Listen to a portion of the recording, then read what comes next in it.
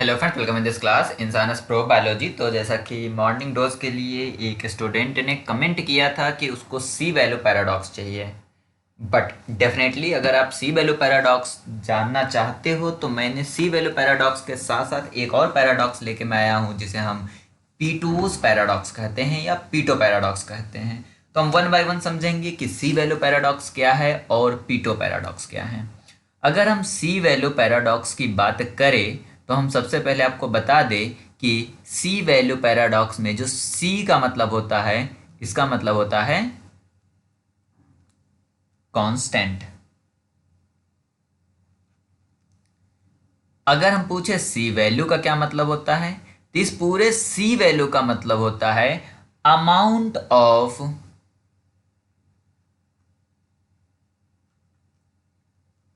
Amount of DNA amount of DNA found in haploid genome. ध्यान देना है यहाँ पे दो तीन चीजें। पहली चीज जो आपको यहाँ पे ध्यान देना है वो समझिए, सी वैल्यू होता है अमाउंट ऑफ डीएनए। आप इसे यहाँ पे टोटल अमाउंट ऑफ डीएनए भी बोल सकते हैं। कहाँ पे? Found in haploid genome. Diploid की बात नहीं हो रही है, हेप्लॉइड की बात हो रही है। जर्म सेल्स की अगर हम बात करते हैं, देखो हेप्लॉइड डिप्लॉइड का क्या मतलब है। मान लो कि एक्स हमारा क्या है, जर्म सेल्स में है,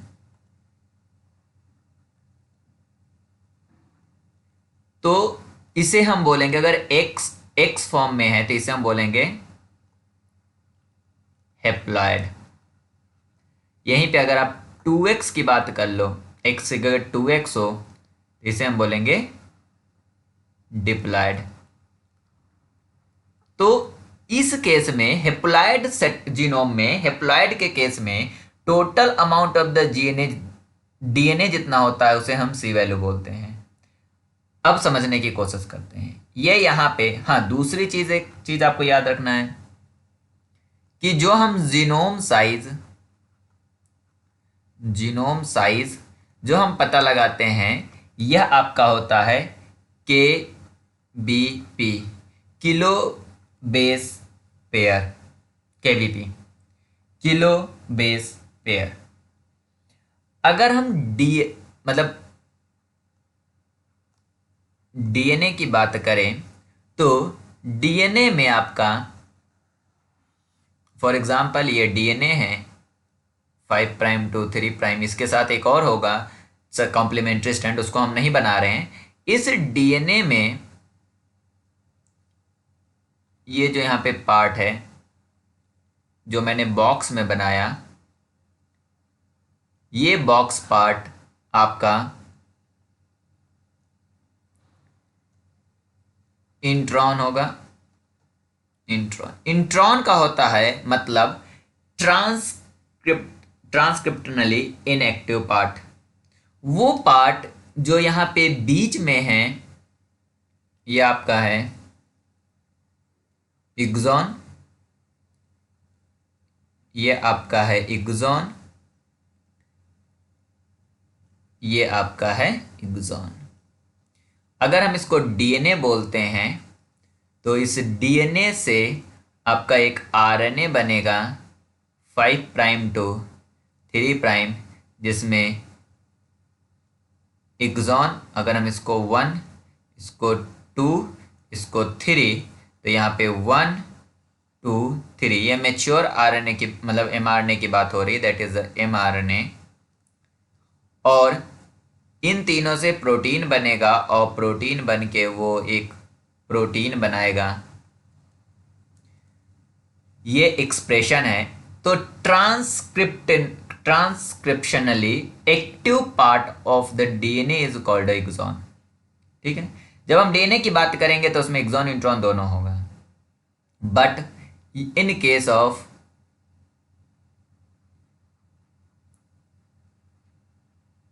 यूकैरियोटिक डीएनए, अगर हम प्रोकैरियोटिक डीएनए की बात करते हैं तो वहां पे आपका इंट्रॉन्स मैक्सिमम कंडीशन में नहीं होता है, इंट्रॉन्स अब्सेंट होता है।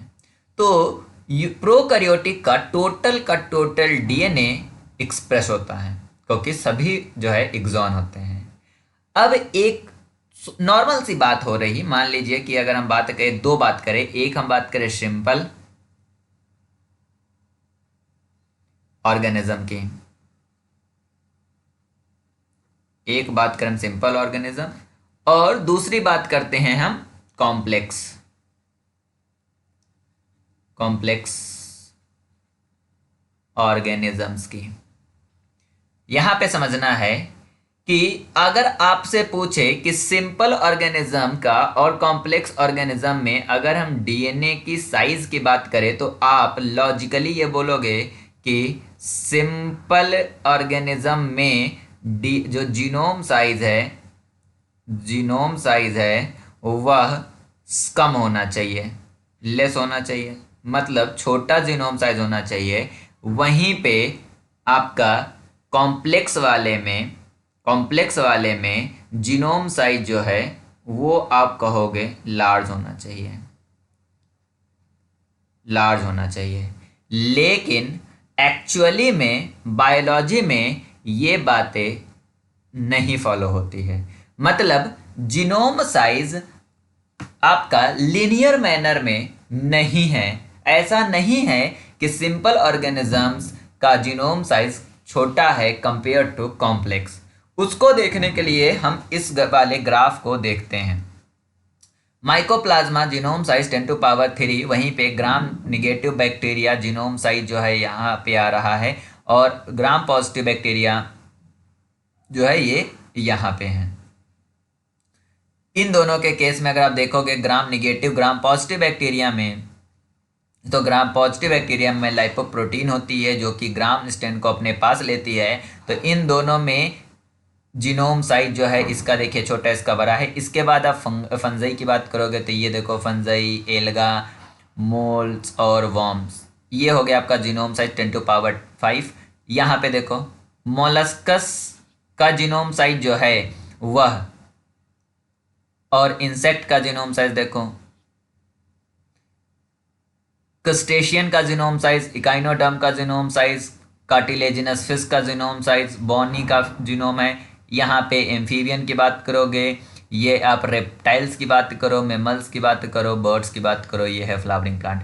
यहाँ पे ध्यान से अगर हम एम्फीबियन और मेमल्स की बात करेंगे तो एम्फीबियन का जीनोम साइज बहुत ही ज़्यादा है कंपेयर टू दी मेमल्स के जीनोम साइज से मोर देन 3, 4, 5 गुना ज़्यादा है किसका, एम्फीबियन का।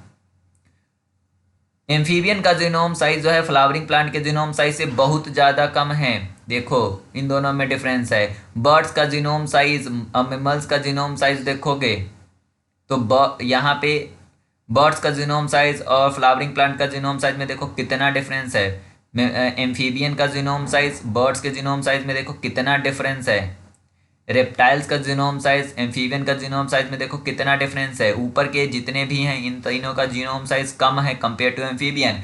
अगर लॉजिकली आप बात करोगे कॉम्प्लेक्स ऑर्गेनिज्म के कंपेयर में बात करोगे, कॉम्प्लेक्स ऑर्गेनिज्म मतलब साइज के कंपेयर में बात करोगे तो आपका रेप्टाइल्स, मेमल्स और बर्ड्स का जीनोम साइज ज़्यादा होना चाहिए। बट यहाँ पे क्या हो गया, हायर ऑर्गेनिज्म में जीनोम साइज कम दिखा रहा है कंपेयर टू सिंपल ऑर्गेनिज्म में। दैट इज अ पैराडॉक्स, मतलब उल्टा बात। इसी चीज को हम सी वैल्यू पैराडॉक्स कहते हैं। सी वैल्यू पैराडॉक्स इसी चीज को बोलते हैं कि सी वैल्यू पैराडॉक्स में क्या बोलता है कि जीनोम साइज और कॉम्प्लेक्सिटी ऑफ द ऑर्गेनिज्म में कोई रिलेशन नहीं होता है। जीनोम साइज और कॉम्प्लेक्सिटी ऑफ ऑर्गेनिज्म में कोई रिलेशन नहीं होता है। ये बात यह भी प्रूव करता है कि इवोल्यूशन डायरेक्शनल नहीं होता है। अगर इवोल्यूशन डायरेक्शनल होता तो ये वाला जीनोम साइज कुछ इस तरह से आपको मिलना चाहिए था, लीनियर फैशन में मिलना चाहिए था। बट अभी अगर आप इसको देखोगे तो जीनोम साइज आपको कुछ इस तरह से मिल रहा है।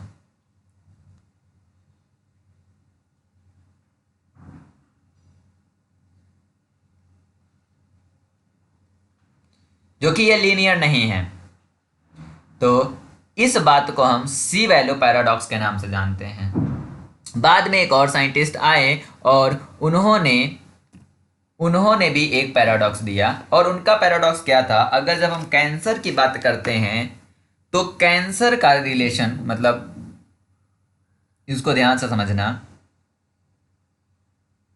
कैंसर जो होता है वो फ्री सेल डिवीजन होता है। फ्री सेल डिवीजन का मतलब है सेल जो है वो फ्रीली सेल डिवाइड करती है, उसे हम कैंसर का रूप बोलते हैं। अगर आप इसको लॉजिकली बात करोगे तो मेमल्स और एलिफेंट की अगर बात करेंगे हम, तो एलिफेंट में और मेमल्स में या ह्यूमन में इन दोनों में अगर बात करें तो जिसकी बॉडी साइज ज़्यादा उसमें उतना ही ज़्यादा सेल, और जिसमें ज़्यादा सेल है उसमें उतना ही ज़्यादा कंट्रोल करने में प्रॉब्लम होगी, और उतना ही ज़्यादा कंट्रोलिंग पावर कम होगी, उतना ही ज़्यादा कंट्रोलिंग पावर कॉम्प्लेक्स होगा, तो गलती होने की चांसेस ज़्यादा है। अगर मैक्सिमम सेल है तो मैक्सिमम एरर के चांसेस है, मैक्सिमम एरर के चांसेस हैं, मतलब मैक्सिमम आपका कैंसर होने का कॉजेज, मतलब टेंशन है। बट रियलिटी में ऐसा नहीं होता है।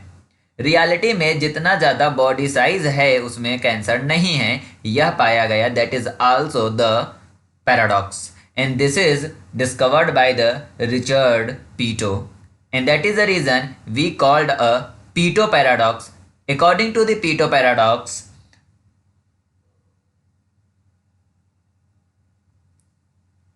no relation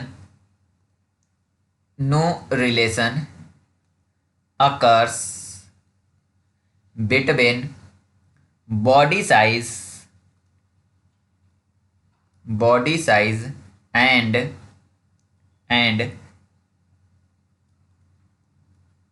increased risk of developing cancer. अभी तक क्वेश्चन आया नहीं है, मे भी पूछ लिया जाए। दैट इज द रीजन कि अगर आप सी वैल्यू पैराडॉक्स पढ़ रहे हो तो पीटो पैराडॉक्स भी पढ़ लो। अब यहाँ पे एक क्वेश्चन और लॉजिकली पूछा जा सकता है कि the condition is there, the elephant do not show the cancer या developing cancer, why? Because elephant और अगर हम मेमल्स की दोनों का कंपैरेटिव जीनोमिक्स अगर हम करते हैं तो हमें ये पता चलता है कि एलिफेंट के केस में 20 कॉपीज मोर होगा, 20 copies of tumour suppressor gene. चूंकि एलिफेंट के केस में ट्यूमर सप्रेसर जीन की अमाउंट ज़्यादा है, मीन्स P53 का अमाउंट ज़्यादा है compare to human, that is the reason कि एलिफेंट के केस में उसको कैंसर नहीं होता है। मतलब कैंसर का रिलेशन इस मैटर पे करता है कि आपके पास ट्यूमर सप्रेसर जीन का अमाउंट कितना है, बॉडी साइज पे नहीं मैटर करता है। तो सी वैल्यू पैराडॉक्स ये बोलता है कि जीनोम साइज और कॉम्प्लेक्सिटी में कोई लेना देना नहीं है। जीनोम साइज और लार्ज बॉडी साइज या कॉम्प्लेक्सिटी में कोई लेना देना नहीं है, that is a C value paradox. Same उसी तरह बॉडी साइज और cancer, developing cancer, risk of developing cancer, इन दोनों में भी कोई लेना देना नहीं है, कोई रिलेशन नहीं पाया जाता है, that is called a Peto paradox. That is called a Peto paradox. Share this video with your friend and subscribe my channel if you are a new. Bye bye. Morning dose आपको मिलती रहेगी, कभी कभी morning dose आपको नहीं मिल पाती है, the reason is that कि मैं बिजी हो जाता हूँ। जब मैं बिजी हो जाता हूँ तो नहीं मिलती है। इस संडे मतलब जो कल था कोई आपको वीडियो नहीं मिला है, बट नेक्स्ट संडे डेफिनेटली आपको CSIR से रिलेटेड एक वीडियो तो मिनिमम मिलेगा ही। और इस संडे को हम लाइव आ रहे हैं, तो अगर आपके पास कोई भी क्वेरी है रिलेटेड टू द CSIR तो डेफिनेटली आप इस संडे को लाइव आइएगा। उसका टाइम बहुत ही जल्दी हम अनाउंस करने वाले हैं। दूसरा, अगर आप के पास गेट और आईआईटी जैम से रिलेटेड कोई भी क्वेरी है तो just subscribe my channel, because हो सकता है उससे अगले वीडियो में हम लोग लाइव, उससे अगले संडे को हम लोग लाइव आएंगे, क्योंकि ये मैंने नया शुरू किया है कि हर संडे को हम लाइव आएंगे और लाइव आके आपके कुछ कन्फ्यूज़न को हम दूर करेंगे। Thank you for watching this video. Bye bye.